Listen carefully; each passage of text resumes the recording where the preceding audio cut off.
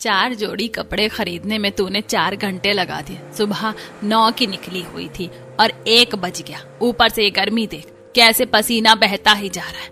घर तक के लिए कैब नहीं कर सकती थी क्या? कम से कम एसी में तो बैठ कर जाते। घर तक कैब वाला 500 ले लेता और ऑटो में हम 200 रुपए में आ गए।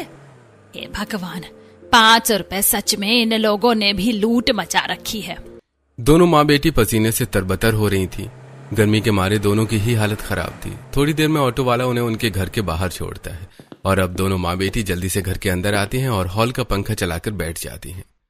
अरे बेटा, जल्दी से ये कूलर चला दे, अब तो इसकी हवा में ही राहत मिलेगी। अरे माँ, कूलर में पानी होगा तभी तो चलाऊंगी, बिना पानी के कूलर चलाएंगे तो वो खराब नहीं हो जाएगा क्या? तुम लोगों ने कूलर के अंदर पानी भी नहीं भरा था। कैसी नालायक औलाद है मेरी, एक काम नहीं होता इससे। कलावती अपनी बेटी को डांट ही रही होती है कि तभी कलावती का पति कमलेश कमरे से बाहर निकल कर आता है। तुम लोग आ गए? मैं कब से तुम्हारा इंतजार कर रहा था। चलना नहीं है क्या? अरे हाँ, वैसे ही गर्मी से इतनी हालत खराब हो रही है, चलो चलते हैं। लेकिन खाने का क्या करेंगे? खाना बनाने में भी तो टाइम लगता है। खाने का इंतजाम तो हो जाएगा। अब चलो जल्दी से चलते हैं। इस गर्मी से मुझे भी तभी राहत मिलेगी जब मैं एसी की ठंडी हवा में बैठूंगी। अब वो सब जल्दी से घर से बाहर निकलते हैं और दरवाजा बंद करके अपनी पड़ोसन संगीता के घर जाते हैं। संगीता के घर वाले ही उसके हॉल में लगे एसी की ठंडी हवा के झोंके से उन सबको एक अलग ही सुकून मिलता है।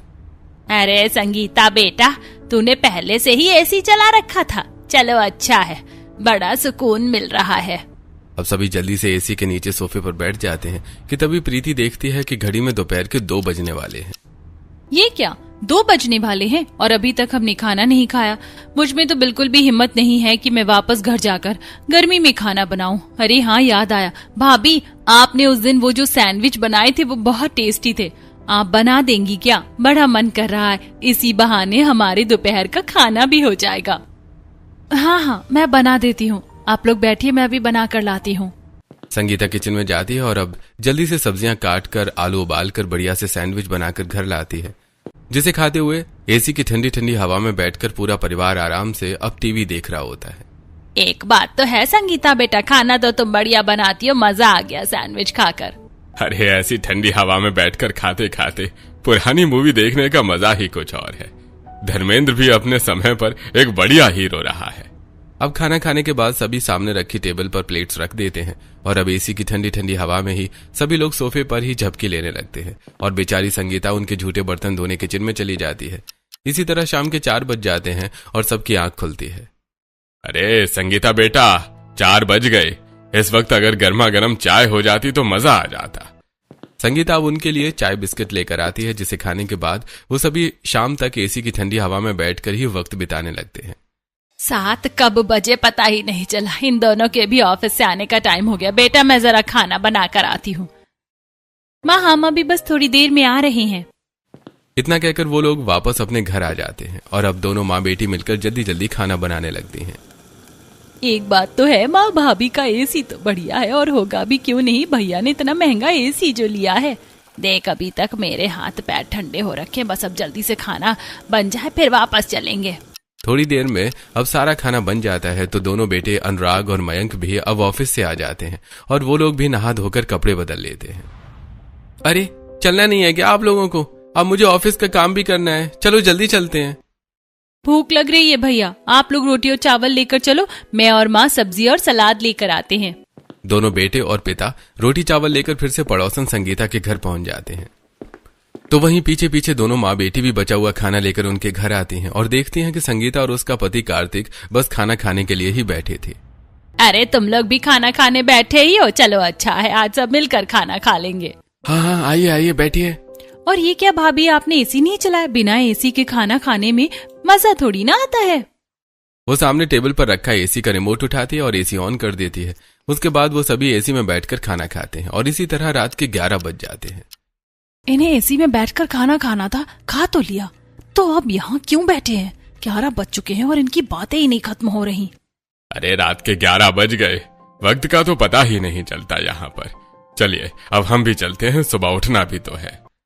भाभी, मैं सोच रही हूँ कि सुबह के नाश्ते में डोसा खाएं, तो आप सांभर बना लेना, डोसा मैं बना लूंगी और हाँ, नारियल की चटनी भी आप बना लेना। आप बहुत बढ़िया चटनी बनाती हो। अब वो सभी अपने घर आ जाते हैं और आराम से सो जाते हैं। तो वहीं दूसरी तरफ संगीता, मैं क्या कर सकता हूँ, तुम ही बताओ। तुमने बोल रखा है इसीलिए मैं चुप हूँ, वरना मैं तो कब का उन्हें जवाब दे देती। अरे माना उनका एहसान है तुम पर, लेकिन इसका मतलब ये नहीं कि वो हमारी प्राइवेसी खराब करें। दिन तो दिन रात में उन लोगों को चैन नहीं है। सुबह दोपहर रात तीनों वक्त खाना वो हमारे घर पर खाते हैं।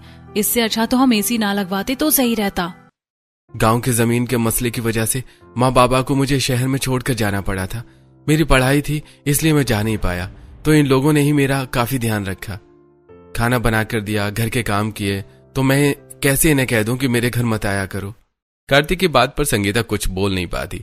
दरअसल कलावती और उसके परिवार वालों ने एक वक्त में कार्तिक का काफी साथ दिया था। उसके माँ बाप के न होने की वजह से उसका खाना पीना और भी कई चीजों में इन लोगों ने उसे काफी सपोर्ट किया था।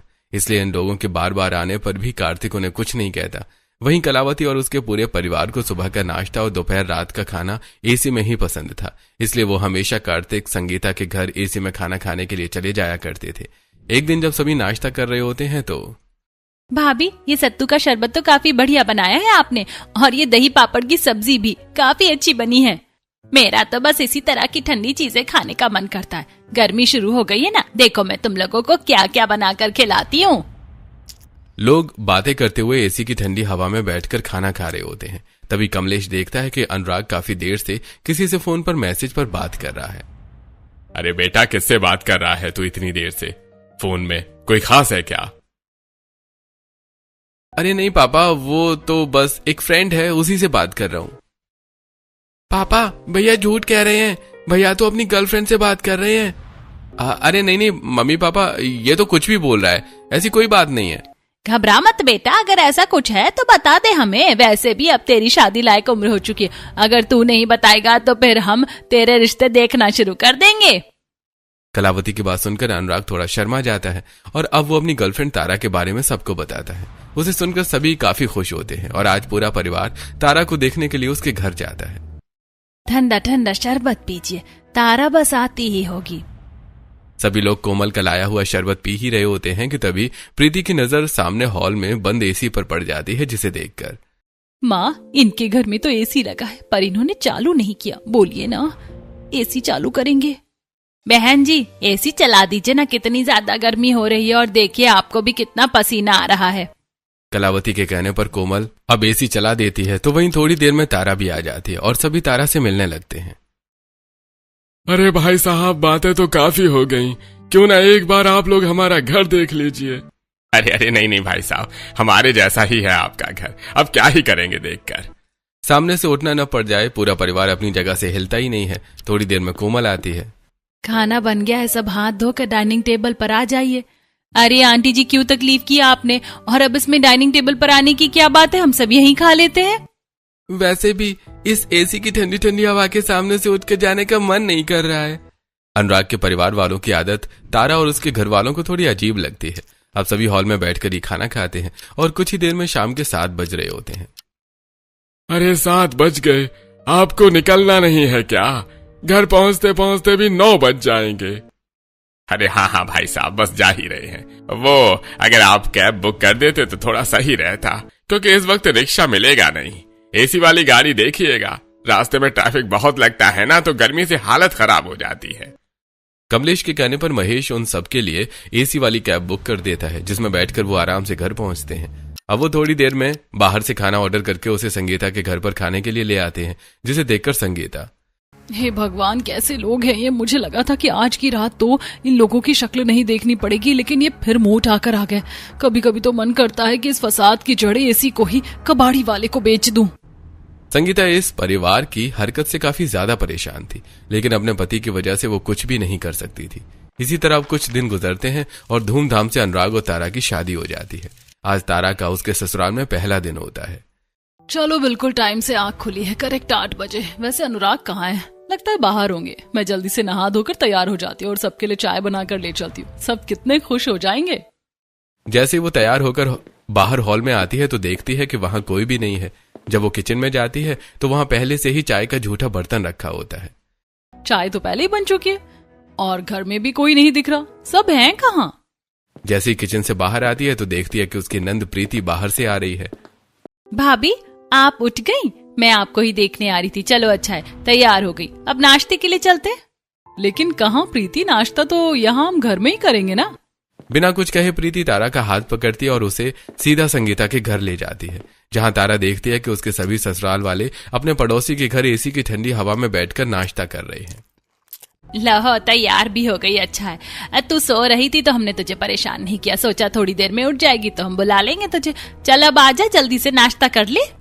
संगीता भाभी, थोड़ा एसी का टेम्परेचर कम करो ना, आज तो बहुत ज्यादा ही गर्मी है। संगीता एसी 18 से 16 कर देती है। अब तारा अपने सभी ससुराल वालों के साथ नाश्ता करने के लिए बैठी है। शादी के अगले दिन इस तरह किसी पड़ोसी के घर पर नाश्ता करना तारा को काफी अजीब लग रहा होता है। सभी के नाश्ता करने के बाद संगीता जैसे ही उनके बर्तन उठाने लगती है तो ये आप क्या कर रही हैं? लाइए मैं उठा देती हूँ बर्तन। आज तो तुम्हारी शादी का पहला दिन ही है, तुम आराम करो। संगीता उन सभी के झूठे बर्तन उठाकर धोकर उन्हें वापस भी ले देती है, जिसे देखकर तारा को संगीता के लिए थोड़ा बुरा लगता है। सभी लोग इसी तरह तारा के साथ संगीता के घर पर शाम तक एसी में बैठते हैं। अब रात में जब तारा घर आकर खाना बना रही होती है तो मैं सुबह दोपहर लोगों के लिए कुछ नहीं बना पाई, लेकिन आज रात के खाने में कुछ स्पेशल जरूर बनाऊंगी। वो सबके लिए मसाला बिरयानी बना रही होती है। तभी थोड़ी देर में अनुराग किचन में आता है। अरे बन गया खाना, चलो अच्छा है। अब एक काम करो, सारा खाना लेकर संगीता भाभी के घर आ जाओ। क्यों? सुबह का नाश्ता भी सबने उनके घर पर ही किया था, दोपहर में भी आप लोगों ने वही खाना मंगवा लिया था, और अब रात का खाना भी उनके घर पर। अरे वो क्या है ना, हम सबको एसी में बैठकर खाने की आदत है, तो हम सुबह दोपहर और रात का खाना उन्हीं के घर पर करते हैं। अरे चलो अब जल्दी से खाना ले आओ। इतना कहकर अनुराग चला जाता है। अब तारा को खाना ले जाते हुए काफी ज्यादा शर्मिंदगी महसूस होने लगती है। जैसे वो संगीता के घर खाना लेकर पहुंचती है तो ले आई तुम खाना? वैसे सलाद का है, तुम सलाद नहीं लाई? गर्मी में तो सलाद खाना चाहिए। वो तो मैं फ्रिज में ही भूल आई, आप लोग खाना शुरू करिए, मैं अभी लेकर आती हूँ। संगीता का घर 2 घर छोड़कर था, जिसके चलते अब तारा को 2 घर छोड़कर वापस अपने ससुराल आना पड़ता है। सलाद लेकर तारा जैसे ही संगीता के घर पहुंचती है, अरे बहू, तुम अचार लेकर नहीं आई? किचन में मिर्ची वाला अचार रखा है, वो भी ले आओ।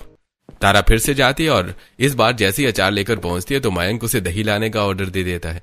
बार बार संगीता के घर से तारा के चक्कर लग रही थी, जिससे परेशान होकर तारा पड़ोसी के घर जाकर एसी में बैठकर खाना खा रहे हैं, खुद को तो शर्म है नहीं, और मुझसे भी 100 चक्कर लगवा रहे हैं। आज तो अनुराग से इस बारे में बात करनी ही होगी। जब तारा के 4 से 5 चक्कर लग जाते हैं तो अब सब खाना खाकर काफी देर रात संगीता के घर पर बैठते हैं। अब जब सब घर आकर अपने अपने कमरों में सोने जाते हैं तो अनुराग, अगर तुम्हारे परिवार वालों को एसी की ठंडी हवा में बैठकर खाने का इतना ही शौक है तो तुम लोग एसी क्यों नहीं लगवा लेते? 30 से 35 हजार रुपए में एक अच्छा खासा एसी आ जाता है।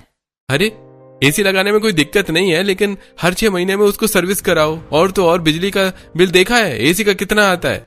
लेकिन इस तरह रोज रोज पड़ोसी के घर जाकर बैठकर तीनों वक्त का खाना खाना अच्छा थोड़ी ना लगता है। पता है आज मुझे भी बार बार खाना ले जाने में कितनी दिक्कत हो रही थी। वे लोग आपको कुछ बोलते नहीं है क्या?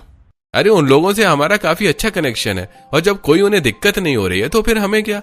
और कार्तिक की वैसे भी मुझसे काफी अच्छी सैलरी है, तो उसे तो बिजली बिल भरने में कोई दिक्कत ही नहीं है। अच्छा, तो अब मैं समझी कि जब ये लोग मुझे देखने घर आए थे तो क्यों हॉल में से उठ नहीं रहे थे, एसी जो चल रहा था।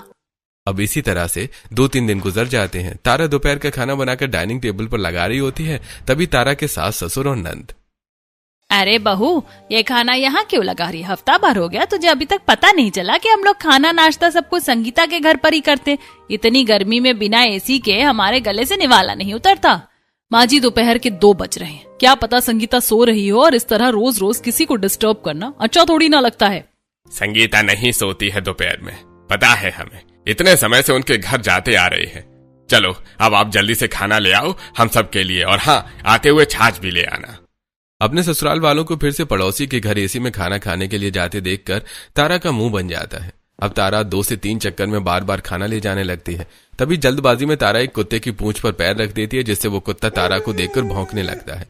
अब तारा भागते भागते अपने घर आती है और दरवाजा बंद कर लेती है। बड़ा काला कुत्ता था, अगर काट लेता तो पता नहीं कितने इंजेक्शन लगवाने पड़ते मुझे। इन लोगों को तो शर्म है नहीं, मुझे भी अपनी तरह बेशर्म बना रहे हैं। अगर ऐसा कोई पड़ोसी मेरा होता ना तो मैं तो एक बार में धक्के देकर निकाल देती घर से।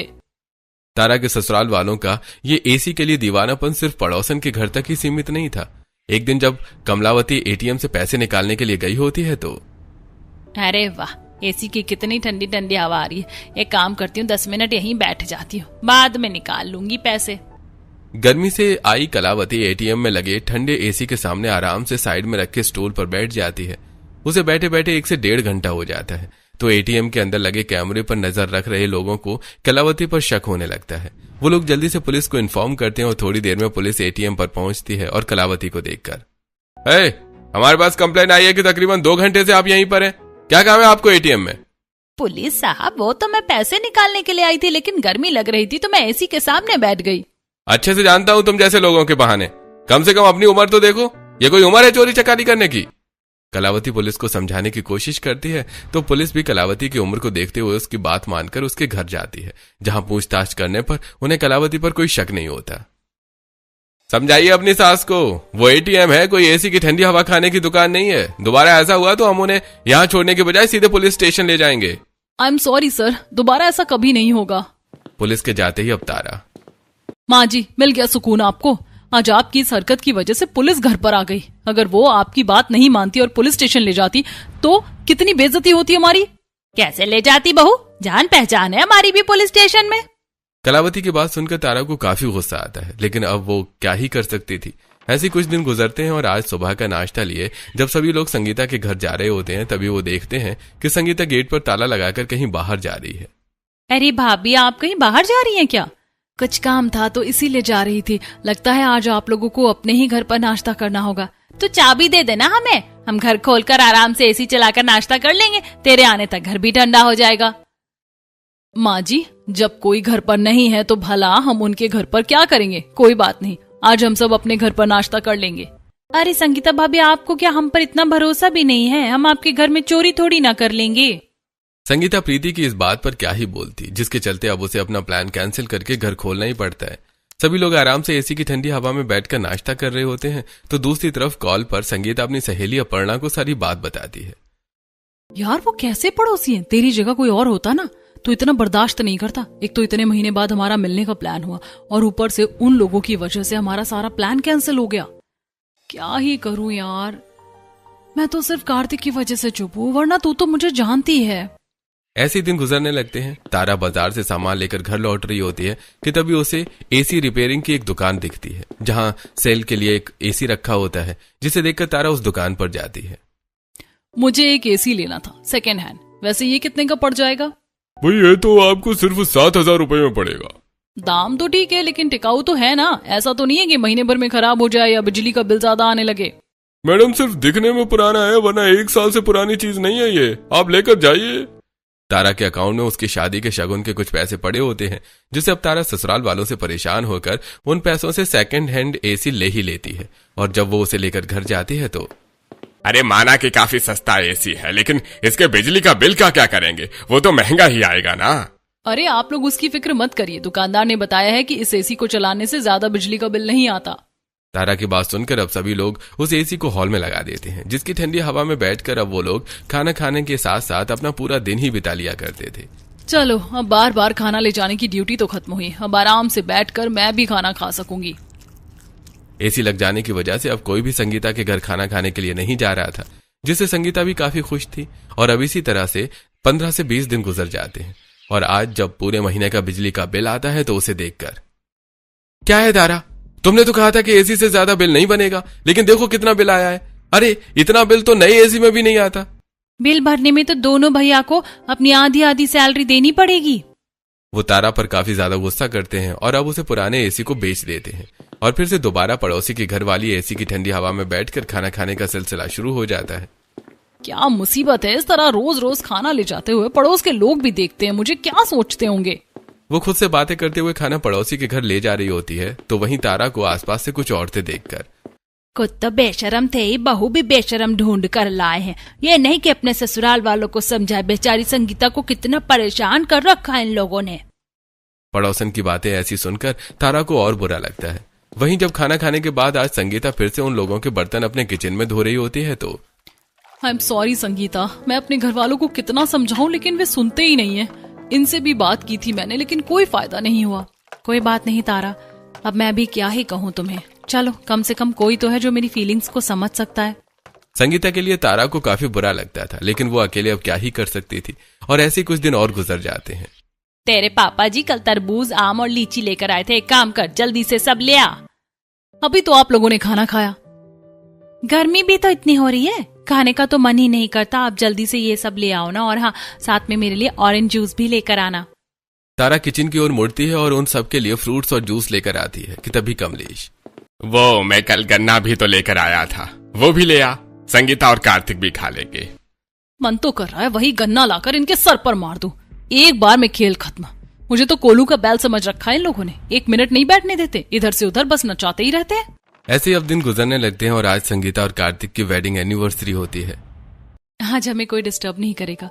उन लोगों को पता है कि हमारी एनिवर्सरी है। आज हम अच्छे से एक दूसरे के साथ वक्त बिताएंगे। मैं तो बहुत ज्यादा खुश हूँ। मैंने तो एक रोमांटिक प्लेलिस्ट भी बना ली है जिस पर हम डांस करेंगे। दोनों हस्बैंड वाइफ अपनी वेडिंग एनिवर्सरी को लेकर काफी ज्यादा खुश होते हैं। तभी वहां उनकी खुशियों को भंग करने के लिए फिर से कलावती और उसका पूरा परिवार आ जाता है। देखा, मैंने तो कहा ही था कि पूरी तैयारी हो गई होगी। हैप्पी एनिवर्सरी भैया भाभी, आपकी जोड़ी हमेशा ऐसे ही रहे। डेकोरेशन तो आप लोगों ने काफी अच्छी की है, और ये केक, ये तो मेरा फेवरेट फ्लेवर है। मेरे ख्याल से हम लोगों को आज अपने घर पर ही खाना खाना चाहिए। देखिए ना, हमने इन्हें डिस्टर्ब कर दिया। अरे बहू, जैसी चीजें तो परिवार के साथ ही मनानी चाहिए, और हम कौन सा एक परिवार से कम है। और आज तो खाना भी यहीं खा लेंगे, संगीता बहू ने तो बनाया ही होगा। संगीता कार्तिक को इन लोगों का आना जाना बिल्कुल भी अच्छा नहीं लगता, जिसे तारा भी नोटिस कर रही होती है। पूरे परिवार की वजह से इन दोनों की एनिवर्सरी भी खराब हो जाती है। और जब सब अपने घर जाते हैं तो, संगीता, मेरी क्या गलती? मुझे क्या पता था कि वो लोग आज भी आ जाएंगे। कार्तिक, मैं तुम्हें समझा रही हूँ, या तो तुम उन लोगों से बात करो या तो मैं अपने मायके चली जाऊंगी। हद होती है किसी भी चीज की। इसी तरह दिन बीतने लगते हैं और आज कलावती की बहन सरस्वती उनसे मिलने के लिए आई होती है। सरस्वती को हाई ब्लड प्रेशर की प्रॉब्लम होती है, जिसके चलते गर्मी से उसकी हालत खराब हो रही होती है। तुम्हारे घर में तो कुछ ज्यादा ही गर्मी है, ऐसी नहीं लगवा रखा क्या तुमने? बाप रे बाप, मेरा तो दम ही घुट रहा है। अरे दीदी क्यों परेशान हो रही है? हमारी पड़ोसन है ना, उनके घर पर एसी लगा है, वहीं चलते हैं। बहू तुम खाना लेकर वहीं आ जाना। हे भगवान, अब तक ये लोग जाते थे, क्या ये कम था जो अब अपने रिश्तेदारों को भी ले जा रहे हैं? तारा जानती थी कि उन्हें समझाने का कोई फायदा नहीं है, इसलिए कुछ नहीं बोलती। ऐसे ही कुछ दिन गुजर जाते हैं। पता नहीं इन लोगों का पेट है या कुआं। रोटी बना बना कर थक गई मैं, और ऊपर से इन्हें गर्मा गर्म चाहिए। एक घर से दूसरे घर जाऊंगी रोटी लेकर तो ठंडी नहीं हो जाएगी क्या? वो बड़बड़ाते हुए सबके लिए रोटियां बना रही होती है कि तभी पड़ोसन के घर से तारा को प्रीति का कॉल आता है। भाभी 4 रोटी और ले आना, और हाँ, मक्खन लगा देना। अब बेचारी तारा रोटियां बनाकर फिर से 2 घर छोड़कर संगीता के घर पहुंचती है। अरे आज दाल में थोड़ा मसाला कम है, एक काम करो, मूंगफली की चटनी पीस कर ले आओ। और हाँ, मुझे तो सिलबट्टे की चटनी अच्छी लगती है।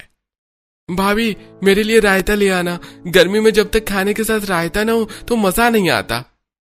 अब सब कुछ तारा की लिमिट से बाहर जा रहा था। हर रोज तीनों वक्त का खाना इधर से उधर ले जाते हुए तारा की बैंड बज चुकी थी। हे भगवान, अपना कुछ तो चमत्कार दिखाओ। मैं जब से आई हूँ तब से बस इधर से उधर खाना ही ले जा रही हूँ। कुछ तो ऐसा चमत्कार करो जिससे इन लोगों की अकल ठिकाने आ जाए। ऐसे ही अब हफ्ता भर और गुजर जाता है और आज गांव से संगीता की सास ममता आई होती है। ममता जैसे ही कार्तिक के घर पर पहुंचती है तो देखती है कि कलावती का पूरा परिवार उसके बेटे बहू के घर में बैठकर एसी के नीचे ठंडी हवा खाते हुए मजे से खाना खा रहा है। ममता बहन आ गई आप तो शाम तक आने वाली थी। कितने समय के बाद मिल रहे हैं हम लोग एक दूसरे से। भाई साहब नहीं आए? गांव में कुछ काम था इसीलिए वो नहीं आ पाए। आप सब लोग कैसे हैं? अरे आंटी, हम सब तो बहुत बढ़िया हैं। आइए आप भी खाना खा लीजिए। आज मेरी भाभी ने दही की सब्जी बनाई है। एसी की ठंडी हवा के नीचे बैठकर ऐसी ठंडी ठंडी चीज खाने में बहुत मजा आता है। ममता उनके साथ खाना खाने के लिए बैठ जाती है। इसी तरह शाम होती है और रात में फिर से पूरा परिवार एसी की ठंडी हवा में खाना खाने के लिए आ जाता है। ममता को रहते हुए 2 दिन हो चुके होते हैं कि सबकी हरकत को वो समझ जाती है। 1-2 बार तो समझ में भी आता, लेकिन ये लोग तो तीनों वक्त का खाना यही खाते, वो भी एसी चलवा कर। लगता है ये लोग सिर्फ एसी की हवा खाने के लिए आते हैं। ऐसे ही एक शाम जब फिर पूरा परिवार उनके घर पर आता है तो, अरे बहन जी आ गई आप। मैं कब से आपका इंतजार कर रही थी। वो गांव से काफी सारी सब्जियां लेकर आई थी तो सोचा आज के खाने में मैं बहू से मिक्स वेज बनवा लूं। आप सभी यही खा लीजिएगा, अपनी बहू को खाना लाने से मना कर दीजिए। बहू आटा गूंथ रही है, तब तक हम ये सारी सब्जियां साफ कर लेते और किचन में चलते, यहाँ तो गंदगी हो जाएगी। वो बोरा भर के सब्जियां कलावती के सामने रख देती है, जिसे साफ करते करते कलावती की कमर दुख जाती है। ये भगवान, मैं तो यहाँ एसी की हवा में बैठने के लिए आई थी, लेकिन इन्होंने तो मुझे सब्जी काटने में लगा दिया। मेरे तो पसीने ही नहीं रुक रहे। 1 से 2 घंटे में कलावती की हालत खराब हो जाती है। वहीं अगले दिन जब फिर से पूरा परिवार दोपहर का खाना लेकर उनके घर आता है तो अरे भाई साहब, पता नहीं क्या हो गया लाइट को, सबके घर की आ रही है, हमारे घर की नहीं आ रही, लगता है फ्यूज उड़ गया है। बिना लाइट के तो एसी चल नहीं सकता था, जिसके चलते अब वो सभी वापस घर आ जाते हैं। और जब शाम में वो लोग फिर से रात के खाने के लिए उनके घर आते हैं तो आ गए आप लोग, मैं कब से आपका इंतजार कर रही थी। वो घर के कोने कोने में जाले हो गए, आप और आपके दोनों बच्चे अगर चढ़कर जाले साफ कर देंगे तो ठीक रहेगा, वरना घर में बरकत नहीं आती। मेरा बेटा तो 2 दिन के लिए बाहर गया, वरना मैं उसी से करवा लेती। नहीं बहन जी, ये भी तो हमारा ही परिवार है। बड़े प्यार से ममता कमलेश और उसके दोनों बेटों से पूरे घर के जाले साफ करवा देती है। और जब एसी में बैठने की बारी आती है तो एसी के रिमोट में तो सेल ही नहीं है। बहू, मैंने कहा था ना कि नए ले आना, अब तो दुकानें भी बंद हो गई होंगी। लगता है आज भी बिना एसी की ठंडी हवा के खाना खाना पड़ेगा।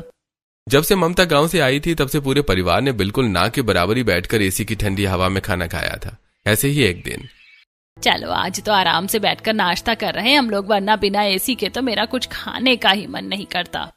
जल्दी नाश्ता करके ऑफिस के लिए निकलो, आज काफी लेट हो गया है। सभी लोग नाश्ता कर ही रहे होते हैं कि तभी संगीता आती है। वो जो हमने घर की सफाई के लिए औरत को बोला था, उसने तो आने से मना कर दिया, और कल घर में इतनी बड़ी पूजा है, मैं अकेले पूरे घर की सफाई कैसे करूंगी। तो क्यों परेशान हो रही है, ये लोग है ना, ये भी तो हमारा ही परिवार है। क्यों बहन जी, आप लोग करवाएंगे ना सफाई। मामा, ये अच्छा थोड़ी ना लगता है, इन लोगों को तकलीफ होगी। कैसी तकलीफ, अपने ही तो हैं। अब अपने अपनों के काम नहीं आएंगे तो कौन काम आएगा। ममता की बात सुनकर सभी का मुंह बन जाता है और अब वो लोग मना भी नहीं कर सकते थे। इसके बाद अब सब घर के कामों में लग जाते हैं। जहां प्रीति घर की डस्टिंग करती है तो वहीं कलावती अपनी बहू के साथ मिलकर पूरे घर में झाड़ू लगा रही होती है। हे भगवान, कहाँ फंस गई, इससे अच्छा तो घर पर ही रहती, कम से कम पंखे की हवा तो नसीब होती। ऐसी ममता पूरे घर वालों से काफी अच्छे से अपने घर की सफाई करवा देती है। वहीं अगले दिन जब एक बार फिर से पूरा परिवार खाने के लिए उनके घर आता है तो अरे आज तो आप लोगों ने एसी नहीं चलवा रखा है, एसी चलवा दीजिए, बहुत गर्मी लग रही है। अरे भाई साहब, कैसे चलवाएं एसी? एसी की पीछे वाली वायर में कोई दिक्कत आ गई और इसके ठीक होने के भी काफी पैसे लग रहे, इसीलिए अभी हम कुछ टाइम से ऐसे ही रहने देंगे इसे। जब इसका सीजन कम होगा तब करवाएंगे, पैसे तो ज्यादा नहीं लगेंगे। लेकिन एसी ऐसे कैसे खराब हो गया? इसको तो आए हुए 7-8 महीने ही हुए हैं। एसी खराब हो जाने की वजह से अब पूरे परिवार को हार कर अपने ही घर पर तीनों वक्त का खाना खाना पड़ता है। वहीं एसी में खाने की पूरे परिवार को इस तरह की आदत लग चुकी थी कि अपने घर पर बिना एसी के 1 से 2 रोटी नहीं खा पाते थे, जिसे देखकर तारा, आप लोग मेरी बात मानिए और घर पर ही एसी ले आइए। मयंक का भी हाल फिलहाल में प्रमोशन हुआ है और प्रीति की भी नौकरी लग गई है। घर में 3 लोग हैं कमाने वाले, अगर 2 एसी आ जाते हैं तो भी दिक्कत नहीं है, और हम हिसाब से एसी चलाएंगे ना, जिससे ज्यादा बिजली का बिल ना हो। भाभी की बात ठीक लग रही है, बिना एसी के बिल्कुल नहीं रहा जाता। मैं भी यही सोच रही हूँ, एसी ले ही आते हैं। अगर ऐसा ही है तो ले आओ भाई, अब बिना एसी के तो मैं भी नहीं रह पाती। ससुराल में 2 एसी आ जाते हैं, जिससे एक एसी सास के कमरे में और दूसरा एसी हॉल में लगता है, जिससे पूरा परिवार आराम से बैठकर अपने घर में एसी की ठंडी हवा में खाना खाता है। अपने घर में बैठकर ठंडी हवा के नीचे नाश्ता करने में एक अलग ही सुकून आता है। किचन से डायरेक्ट बिल्कुल गर्मा गर्म नाश्ता आ जाता है, वरना पहले बहू गर्म नाश्ता ठंडा करके और ठंडा नाश्ता गर्म करके ला कर देती थी। ससुराल में एसी लग जाने की वजह से तारा काफी ज्यादा खुश थी। वहीं आज तारा सबको नाश्ता देकर वापस संगीता के घर जाती है, जहां संगीता और उसकी सास ममता बैठी होती हैं। ये सब कुछ ममता का एक नाटक था जो उन्होंने संगीता और तारा के साथ मिलकर किया था। क्या बताऊं आंटी जी, ससुराल से परेशान हूँ। संगीता भाभी को भी काफी दिक्कत होती है और मेरा तो पूछिए ही मत। अरे मैंने संगीता से काफी पूछा, लेकिन उसने मुझे बताया नहीं। जब कार्तिक से पूछा तब जाकर बात सामने आई। माना उन लोगों ने हमारा काफी साथ दिया है, मदद की है, लेकिन इसका मतलब ये नहीं कि सर पर चढ़कर जाएं। ममता के प्लान की वजह से अब आगे संगीता और कार्तिक को प्राइवेसी मिल जाती है, तो वहीं तारा की भी खाना ले जाने की ड्यूटी खत्म होती है और वो सब आराम से अपने ही घर में एसी में बैठकर खाना खाते हैं।